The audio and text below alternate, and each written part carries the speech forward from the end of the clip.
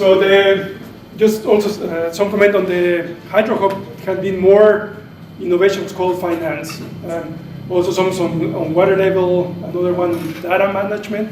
But we are focusing here on the three that they were related to image velocimetry. So Evan from NIVA, they were also in charge of another innovation called. Thanks. Yeah, so this was about two years ago now. And this was, again, as Salvador said, it was an innovation called from WMO. And we were working in Fiji, so similar temperature to Costa Rica, too hot for me. I'll try and speak slowly because I have a Kiwi accent. So I'm just going to show you the difference. So this is also using camera technology, but in a different way. And this was using stereoscopic being the difference of two cameras looking at the river. And because we had two cameras looking at the river, we don't need all those control points. Waste of time. We can just keep it simple. Well, maybe a little bit simple. So yeah, our objective was to do the similar training to what we're doing here in Fiji with several departments in Fiji as well. I'm just going to keep this fairly short. Photos are the best. So this was, back in September 23. So as well as the stereoscopic cameras, we also showed them these surface velocity radar. It's just a handheld gun that you use, like the police use for measuring the speeding in cars. So we use this. Normally you wouldn't use it in such small, low rivers, but they were just having a play, having a test. So it's just a case of holding it like 45 degrees. You can walk on a bridge, stand on a bridge. So we're getting surface velocities. It's just a manual way of getting surface velocities to calculate discharge with the cross section. So we're showing them how to use these guns, radar guns, and also how to do cross sections manually, surveying, working through the river. We did classroom teaching. We showed them how to calculate the results from doing velocities. There's a nice spreadsheet that calculates the discharges. And then we also employed these called trail cameras. These are quite common, very cheap. Mark uses a lot of these. And this is a case of we just put ours on top of a building.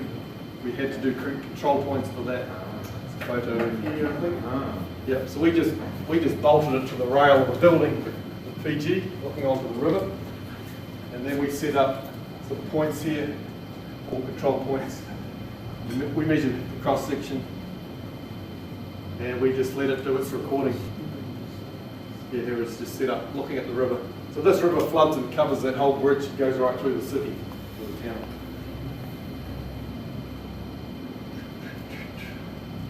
And this is a stereoscopic camera. So it just says two cameras looking at the river. Has a little wiper to keep it clean. Oh, that's cool.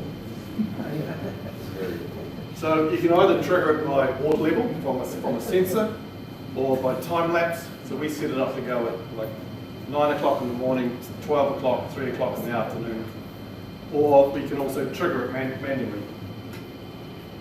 So what we're after is the top end of the rating curve. The top end, that's very hard, floods, it's hard to gauge, we can't get ADCPs in. Remote locations, these are in remote locations where the roads are flooded, you can't get to these places. Yeah, forestry covers. So there's two cameras, one's doing the 20-second video, and the second camera is doing a 3D reconstruction for the stereo image to look at the distances and where it is in the world. So no ground control points, just the cross sections needed. And won't worry about hardware. Yep, so this little box here sits on the side of the housing where the camera is. So we can just have it on it's hard to read, but it's a time-lapse mode, so it just automatically set off whatever time you want. Or you can have it in a, what's the ST mode? Stage triggered, so the logger off the sensor will trigger it at certain levels, maybe every 100 millimeters as it rises, it will trigger a recording. Or you can have it in a mode where you can push the red button. So we train the local village people in the area to come along and say, look, when it's really high, push that button, and we'll just do a 20-second. So we had it in two, it's very hard to see, but two remote catchments in Fiji, both in the same catchment, but they both flooded the town quite badly down, and the villages got very isolated, so we chose these two areas. One had a recorder, a logger sensor already, and the other one was just standalone. So a bit of a training, and then we went, this one had an existing logger and a recording site, so we built one here, concrete, and that's the site there. Here's the existing site, and we just put this into the camera looking down onto the river. And this is the other side with the camera looking down onto this river here, where there's a road going through the water. And the aim was, obviously they get a lot of cyclones, we call them cyclones, I think you call them hurricanes, maybe here. And to catch events like this that go through the town. So I don't know if we've got any, unfortunately I haven't got examples of the data, which is in the presentation. But we have, the first year, this worked quite well, and we've got some, we haven't got any really big high flows, but we've got some medium flows, and we've processed those. But that, of course, the problem is the sustainability. The funding ran out. The main technician in charge of the cameras left, so he's gone. So no one else sort of knows what to do. So we need further training and just resources to help. So we're trying to help them remotely from New Zealand, but it's difficult. But we prove the system works, and it's just to show you another way of using this image-based systems for recording discharge.